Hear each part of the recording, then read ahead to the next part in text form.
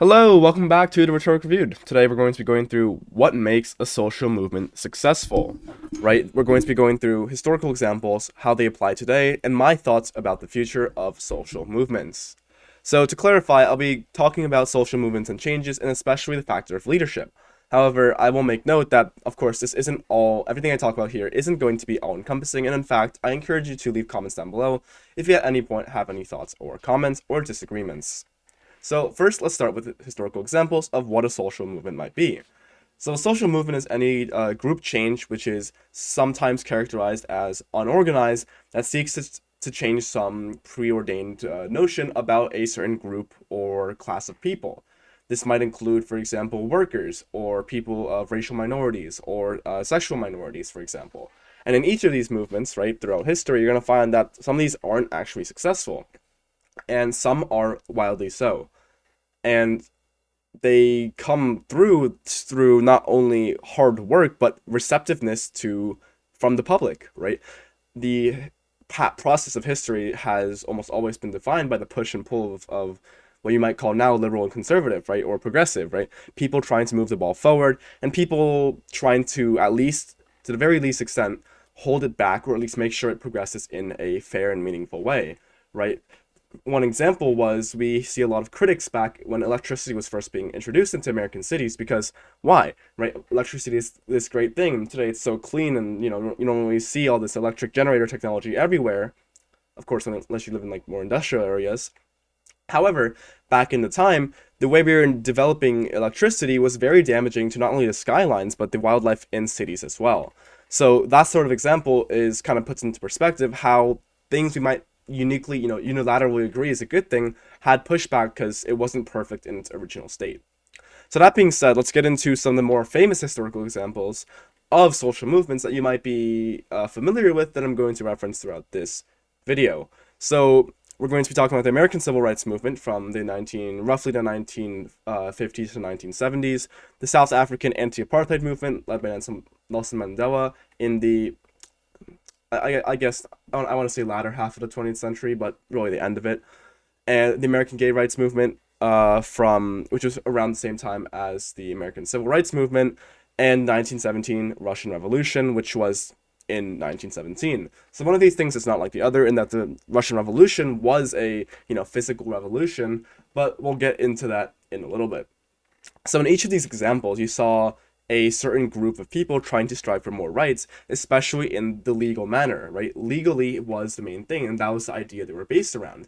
American Civil Rights Movement, eventually accomplished the Civil Rights Act of 1965, which guaranteed workplace equality for all places, and anti-discrimination laws followed, right? Of course, like until like 1991, anti-discrimination law and such, right, under Clinton. So then you come to the South African, what did I just say? South African anti-apartheid movement. So apartheid is a state of separateness, right? Apart helps, right? And it was a system of racial separation enforced by wealthy white farmers who lived in South Africa. So for context, many moons ago, like about 100 years ago, 150, the English occupied the English. I want to say the Dutch.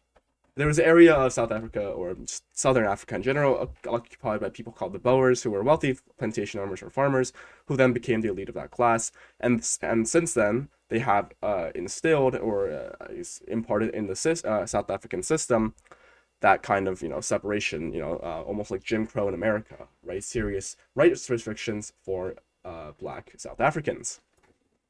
So in that, so to fix that, a lot of activism was going on, as I said earlier, in the latter half of the 20th century. But then at the very near the end of the struggle came Nelson Mandela, who was a very outspoken leader, and through political persecution, moving around all these different places and international efforts, was able to break down apartheid. Today, we're having completely turnaround issue, right? There's a sort of if you want to search on modern events, there's a sort of I guess I'll say ethnic cleansing of whites. Ethnic cleansing doesn't mean genocide; just means expulsion, right? And certainly there's cause for violence, but we're seeing that opposite thing happen right now in South Africa. Then there's the American Gay Rights Movement, which was led by the same camp sort of as MLK Jr. in the American Civil Rights Movement, and this achieved to have, get ordained into law and equality under workplace, law under legal eyes for people of different sexual natures, right? And then you have the 1917 Russian Revolution, which is when Vladimir Lenin led the Bolsheviks to revolt against the Tsarist or monarchical government of Russia, leading to a brief period where they didn't really have a government, but they were looking for a communist utopia. So this is different. So the reason why I think the Russian Revolution is still really relevant here is because it's purely based off ideology, whereas the French Revolution, for example, you might argue nominally that it was based off like humanist thinkers, and even the American Revolution, it was mainly a anti-monarchical, or it was mainly an anti-monarchical sort of revolution.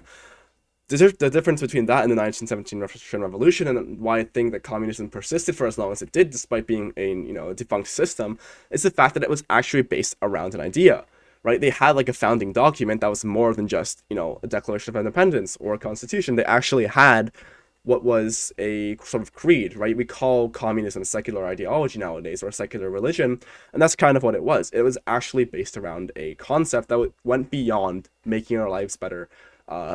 Period. It said how, why we're going to do it, who's justified, who's moral, and us versus them, properly done. So that's why I think the 1917 Russian Revolution, despite being, by all means, just a political reform, still applies as a social movement. And there's aspects of that don't fit in, of course, but as a general statement, I want to use it for this example. And a part of this is as I mentioned before, there's a lot of larger-than-life figures. What does this mean? These are people that are viewed through a historical lens as one thing, but even in their contemporary and for contemporaries, were extremely powerful people with influence, and people would listen to them. These people dominated the news headlines, right? These people were important. These people were able to organize hundreds and thousands, even millions of protesters, activists, supporters to their cause. And for the American Civil Rights Movement, as we said, that would be, almost unilaterally MLK Jr., right, Martin Luther King Jr., because he was by far the figurehead of that movement. He was the main voice, main ideological leader as well, who was able to convey the more intellectual parts of his ideology or his social movement. Similarly, I relate this a lot, but with the American Gay Rights Movement was Bayard Rustin. He was actually one of the organizers of the famous March on Washington, and he advocated at similar times and at similar rates with Martin Luther King. I don't know as much history about him because he's not really talked about as much, but that's one example of a outspoken leader with very much connections to the more intellectual side of the world. So MLK Jr. was also, was he a priest? Was he a bishop? I don't remember, but he did have serious educational backgrounds. So then we have Nelson Mandela, right? I don't know too much of his history. I read brief parts of his book. The Nelson Mandela was someone who went through political persecution in multiple countries, had to go through international struggles to get support. And then, of course, in his own country, he had serious political persecution and years of jail time. That's perseverance, and that's something that can be reflected, or through, whether through marketing or just simply just because of how great it is, through an international or even national lens. Right? He was very pervasive when it comes to national talk, when it comes to international talk, when it comes to civil rights. And then Vladimir Lenin, as I said, he was the leader of the Bolshevik Revolution, leading to a political reform in Russia. However, he was also a devout follower who truly believed, to a certain degree, in the creed of communism and the Communist Manifesto and all that comes with it. Of course, I don't think anyone truly believes he was trying to, he committed too many atrocities to think he was this like peace-loving guy who just wanted to create utopia. Yet, throughout the history of communist or the Soviet Union, I guess, right, there was always that callback and respect to the earlier leaders, Lenin, even Marx, right? You always had to call back to that, basically that founding religion, secular religion ideology, and that's what makes it special. And Vladimir Lenin was a big champion of this, and basically instilled it in the system that this would be the case forever. So moving on, so why does all this matter? So how can we pull this all together into one idea? So as I said, this section is called larger than life, and what this means is that these different social movements had leaders that were pervasive in culture, were able to have international or at the very least widespread national attention, but also had an ideological lens. Each of them had something to base it off of, right? For example, Lenin, as I said, was the Communist Manifesto. MLK Jr. was the Christian, he appealed a lot to Christendom, as he himself was, devout, right? And all of these different appeals were made from an ideological lens, which carried over into practical means, whether it be through legal or political change. And that's the main thing that happens here, right? You see all this activism, but what's more important is that there exists an ideology, a solid foundational ideology that a leader or even a group can appeal to the public with. Because activism alone, as we'll get into very soon, doesn't doesn't actually accomplish anything. You need an ideological leader who is able to convey to the public the deeper meaning of their social movement, why it matters to them personally, and how they should go about it. Because without that, it doesn't seem like a genuine social movement. It doesn't seem something with, it doesn't seem trustworthy. And that's because you need to have, for example, a moral reason, an intellectual reason, or a practical reason, and then you need fashionability reasons, right? You need to have all three reasons to actually have convince the conservative factions of society to go along with social movements. And sometimes that doesn't take a lot, right? For example, what I was gonna go for something, and then I forgot. Oh, evolution, right?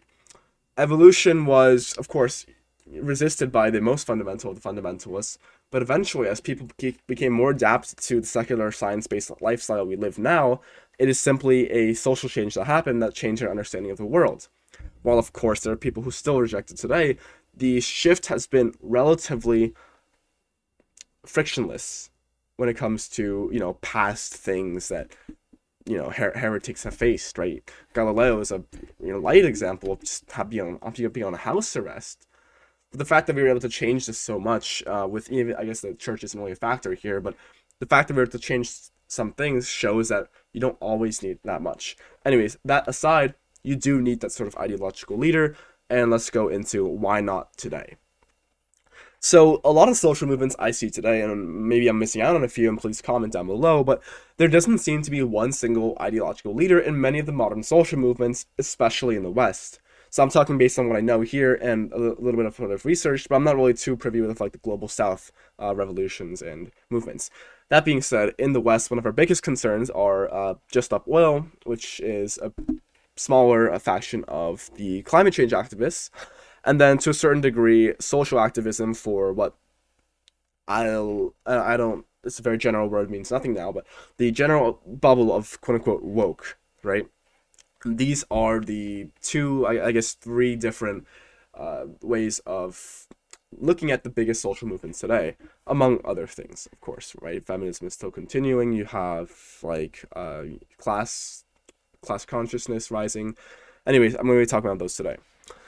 So there, you can't really identify someone who is larger than life, who has international recognition, who's able to actually portray popularly to the public, or at least a certain degree, and promise an ideological reason or an intellectual reason why you should subscribe to that social movement. Right? You have maybe it was easier with civil rights, but the civil rights movement, but you had an appeal both to morality as humankind, which was done through a biblical lens, and many times, right? Equality under God, right? We're all brothers of Christ, right? Or you had the legal argument, which is that there's literally no reason that discrimination law should exist, and it's not actually good for people.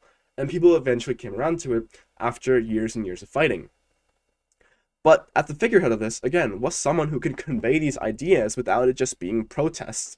You need to have someone to ensure to the public that things aren't going to change in some dramatic way that impacts them personally. I mean, right?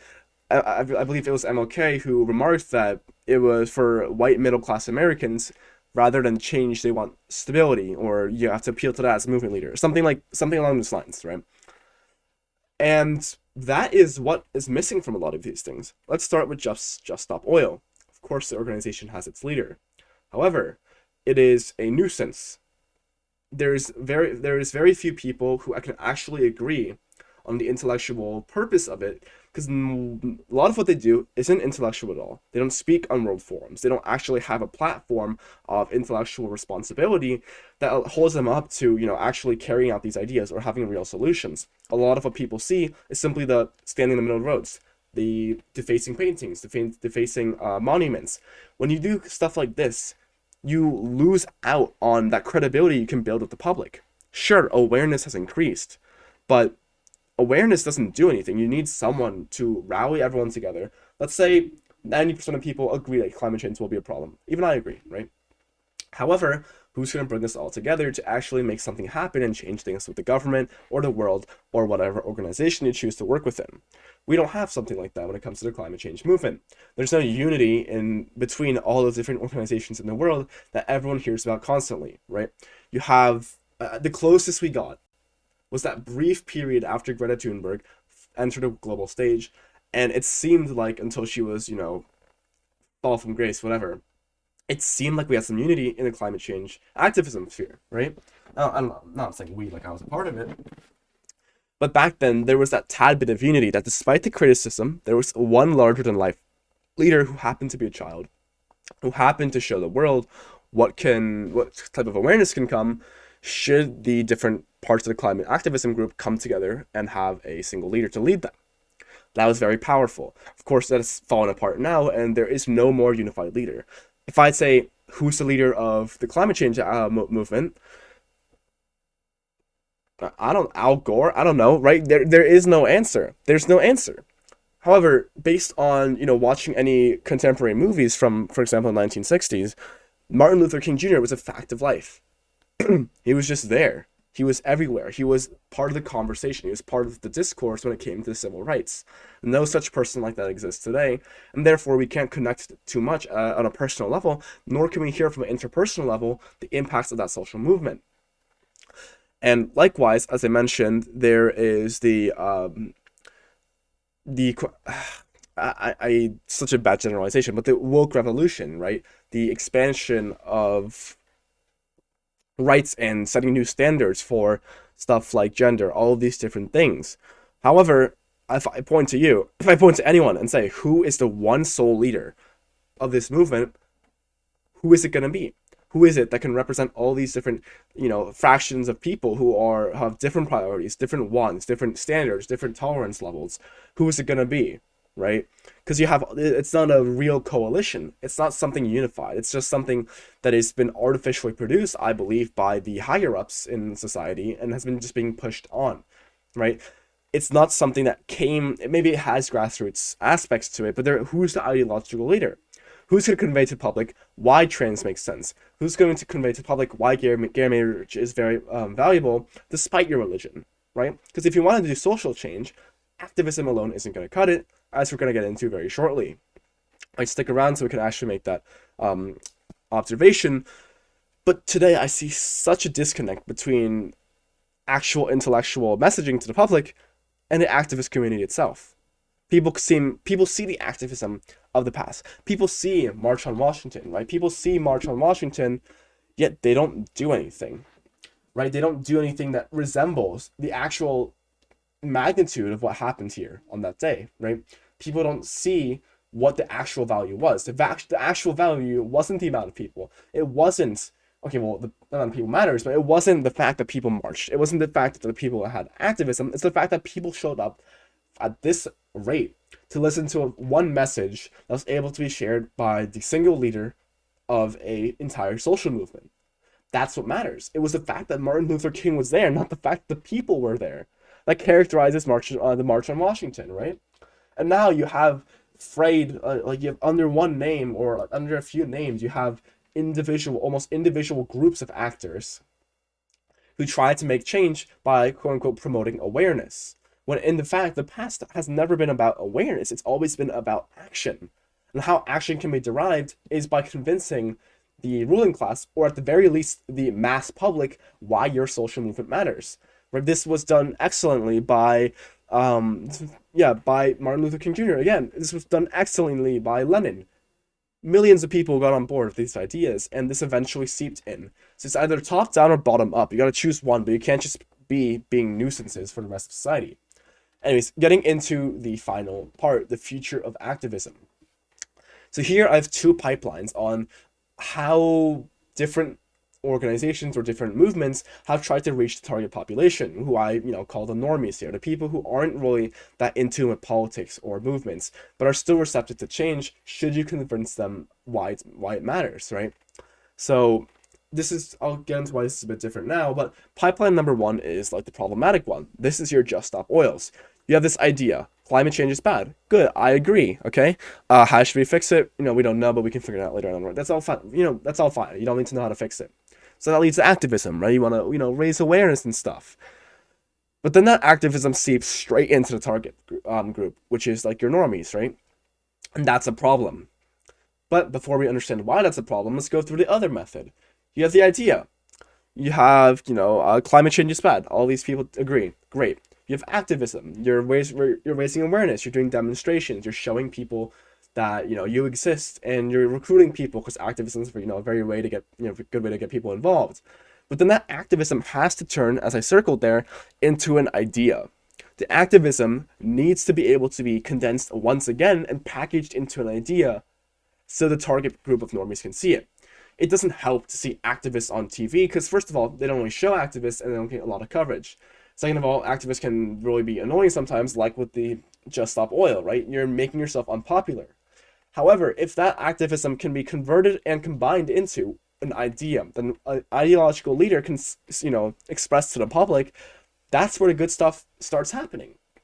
That's when you can combine activism with your idea once again, and the public sees the intellectual depth of your social movement. They see the intellectual reasoning why. They see the moral reasoning why. And through all of these different lenses, you're able to actually make this happen. And you're able to pass this like stasis state, or like this limbo where nothing's really happening. People are getting more aware, but they don't really like your activism. And there isn't an ideological leader to drive your movement. And the pipeline one on the left here is just really inefficient because you lose out on a founding ideology when it's a bunch of disparate groups just doing activism to empower or to raise awareness. That doesn't do anything. You need someone to be able to, whether it be lobby or convince or be on media, to actually make something happen. And that gets us into our last point, which is that does this mean we are waiting for a leader, or are these movements not worthy of a leader at all? So this is a thought I had when I was wondering, why don't these social movements have a leader? They're so popular. We've all heard of it. We've all heard of these different modern social movements, right? But why don't they have a leader? So on one hand, maybe the time hasn't come. Maybe the movement hasn't matured enough yet. Or the movement quite literally doesn't have an idea, like a unified idea to go off of, that a leader of, a larger than life caliber can actually take an idea and lead with it. So as we expressed in this model here, right, you have these ideas, but if you don't have an idea, none of this matters. Which is why I think that some of these ideas, especially with I guess LGBTQ, right, there isn't enough unity to actually create a leader out of it. There's stuff like LGB who are against TQ plus, and you have the other way around. You have the unity. You include black people now, right? There's no real coalition involved, and therefore, how are you going to invite a leader who can accurately represent everybody while also going off of an ideological base? Also, you need someone to actually get an idea out of it. You need the intellectual reason to convince people why, right? It matters that we can, do whatever we can, identify as whatever we want. We need reasons why we need to stop all oil. And you can't do this just by appealing, oh, but think about the children of the future. Think about the freedom of, people and kids being themselves. None of that works because people don't, receive that. They don't see that as appealing. You need something more intellectual, more deep, or at least something more common sense that people can get convinced by. Whether it be, if you want to do Just Stop Oil, right, or climate change activism, tell them why this matters, how it's going to impact your life, or at the very least express that it's not going to impact. At the very least, lie. At the very least, say it's not going to impact your life as much as you think because it's going to, it's for the future only. Be honest about it. Make it something appealing for people. But that can only be possible or achieved via a leader who's able to convey all this to the public. On the other hand, you want to convince people that, you know, it doesn't matter whether or not we have gay marriage, then fine. But don't just be like, oh, because freedom, because these people's emotions. You need to appeal to the average person, right? Why, like, maybe marriage as an institution isn't as important as we think. Do it from a base that makes sense, that it has intellectual merit that allows you to win anyways, right? As long as you win in a social movement, that's what matters ultimately. But you still need an ideological leader to drive all of this change. And this is what my, you know, final thesis is, right? All this comes down to activism versus an idea. Are you simply doing activism, or do you have a unified coalition based on one singular idea that can be conveyed to the public over your activism? Does that matter? How does that come to fashion is the question that movement leaders, you know, how does that come to fruition is what movement leaders need to be focused on. So that was all I have for you today. My voice is a bit out today. It's kind of weird. But yeah, if you have any thoughts, criticisms, comments, concerns, or you want to talk further, please drop it down in the comment section down below. Thank you for all the support, and I'll see you guys in the next one. Peace.